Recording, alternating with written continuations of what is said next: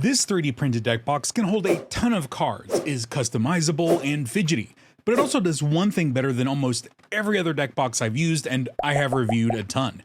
But does that mean that the highest of highs can offset a few critical flaws? Welcome to Absolute Cardboard, and today we're going to review this deck box from Navycow on Etsy. Now, over the holidays, I received one of their boxes for Star Wars Unlimited, and then I reached out to them to see if I could get one more focused on Magic for review purposes on the channel. And they did send one over with the knowledge that my review would still be my honest and it would be without compromise. Now, this deck box is sometimes referred to on Etsy as the DeckDock, though I believe this one is called Turtle Power for the new Teenage Mutant Ninja Turtles Universes Beyond set, which is somewhat relevant since a lot of these have looks and feels narrowing down to a specific IP if that is what you're looking for. For example, this Turtle one has masks of the turtles on these little ends here, and the Star Wars Unlimited one has these little symbols for different types of cards in the game. They also make Lorcana style deck boxes and various other kind of general themed versions like Goonies,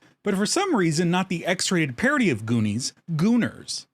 The deck box comes in three major parts: the lid, the body, and the pit, which I don't think is what they actually call it, but I've been binging the pit, and this is the closest thing to a crossover episode that I could make. All the parts are magnetized, with the magnets being in the corners of each body part, and they will stack on top of each other and be magnetized. So if you just wanted the lid to stack on top of the body, you could. Or you could use the lid with the pit for an accessory box to use with maybe a different deck box that you have and prefer at that time. Now, for me, this lid is absolutely phenomenal. It is really thick with the specific measurements on the screen right now, and it actually has to be thick because of this double-tiered life counter built into the lid.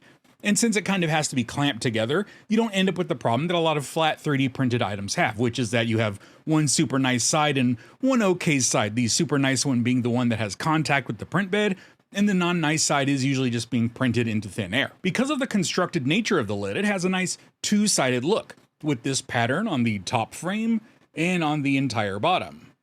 Now, this is a pretty snug slot that it fits into, so you won't be able to fit more than a single sleeve card, but I don't think you would want to put your commander in here necessarily since there's no protection, and I think it's probably best served as an image holder, like in this case, potentially holding a face down card so you see the back of the card and know what game you have in there.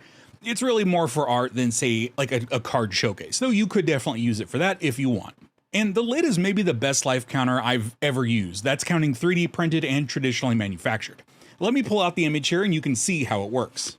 It has these internal discs with springs in them that provide a lot of force into these round ends that then push into the cutouts on the life counter wheels. When the slot is empty, messing with the counter is super freaking cool to watch. This is easily the best life counter I've seen incorporated with a deck box because it is incredibly firm and it won't budge without deliberate intention to change the numbers. It's also super fidgety. Just listen to this.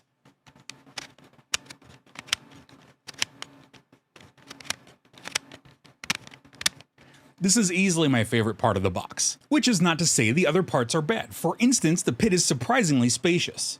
I was able to fit about, let's say, 19 D12s in it and 15 token style cards, so unsleeved cards at the same time as the dice.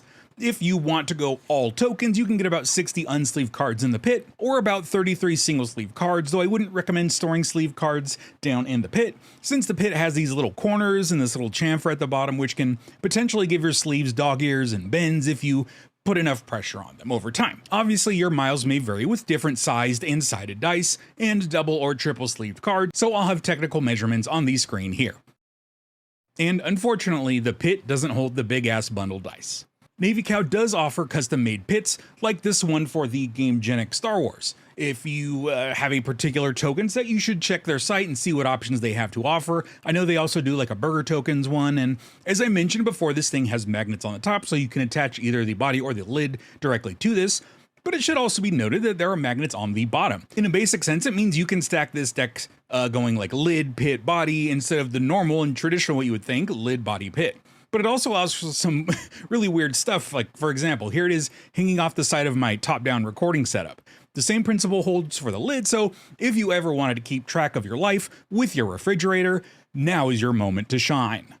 And then we get to the body, which is really cool and then not so cool. The cool parts first. These side plates, or I should really say these side grooves, because yes, you can put these plates in them, but you can also fit a card in there. Now, the thinner sides cannot fit a card. They need these little like futuristic chit credit type things to have a design showing through, at least ones provided by the manufacturer. And they have this little side spot right here that will hold extra, cutout arts or other plates that you may have had. And they provide actually a second level of protection to the cards inside. So this is really open-ended as far as customization goes. You could print things or cut apart booster boxes for art for these, or even use them to hold your shameless plugs. Now this will hold over 100 single sleeve cards, about 120. Unfortunately, double sleeving is right out.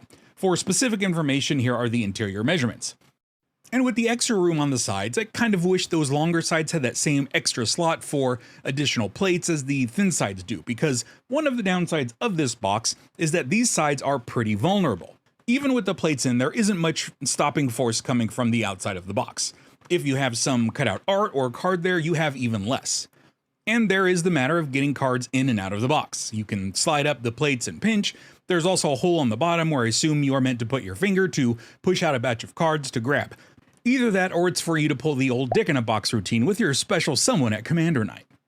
I've actually gotten pretty used to putting the deck flat side on its back, so the fingering hole allows you to push up the entire deck, then grab it all in one go. And if you are a dumper like me, meaning you kind of tilt the box when you empty them into your hand, you need to pay attention when using this deck box, because if you dump and aren't paying attention, you will also dump all the side plates right the fuck out. It's not a huge thing, but it is something to keep in mind before someone turns you into a Thanks Obama meme. Oh, and by the way, the bottom of the body also has magnets, so if you like to live dangerously, you can set your deck box on the edge of metal things precariously for content's sake. Now the box as a whole looks very nice to me. Here it is next to a boulder for scale, and then here are the maximum exterior dimensions and weight of just the deck box components itself. I mentioned the side weaknesses before, but there's also another issue to bring up. The magnets are in fact strong enough to withstand a fair heavily jostling, but a solid shake like this at this angle and, well... And another cool feature is that if you happen to have two of them like I do, you can actually stack them on top of each other. I don't know if that's really useful, it's more fun than anything, and that's one of the big draws of this deck box. It's just fun. The magnets, the plates, the life counter, lots of things you can change, customize, and interact with. But ultimately, who is this for? Well, I would say first and foremost, if you're invested and really like the Turtle Power pre-constructed Commander deck, this is a great accompaniment to that. From the art to the side plates, which can be used for one of the different partner combinations that deck provides, have your Leo on one side and like the other ones on the other side. It works really well together with that particular pre-constructed deck. Secondly, if you want a deck box and a utility box. Honestly, I never even really considered the accessory box being its own kind of thing until I was well into final testing for this review. This life counter and box combo is really nice and compact and will fit into most gaming loadouts. Speaking of loadouts, I would recommend this deck box if you use a bag with some sort of interior protection or structure, something like, oh god, something like the Cavern Hold, or even if you just use a photography bag that has these little rigid inserts. The side plate weaknesses and the magnets holding it together are probably not suitable for loose carry in a bag or just in your car or whatever. On the flip side, I do think this is a terrific SpellTable box. It lets you keep all your stuff together, and it can be super handy if you happen to be sitting next to a metal filing cabinet while you play. If you enjoyed this video, feel free to like it and subscribe to the channel for more videos like it, and help yourself to my other reviews of cool 3D printed deck boxes here. If you want to support the channel even further, you can join the Patreon for early videos and exclusive behind the scenes videos. Aside from the QR codes throughout the video, the description will have affiliate links to just about everything mentioned in the video, and using those will help out the channel as well. Thank you for watching, and I will see you around.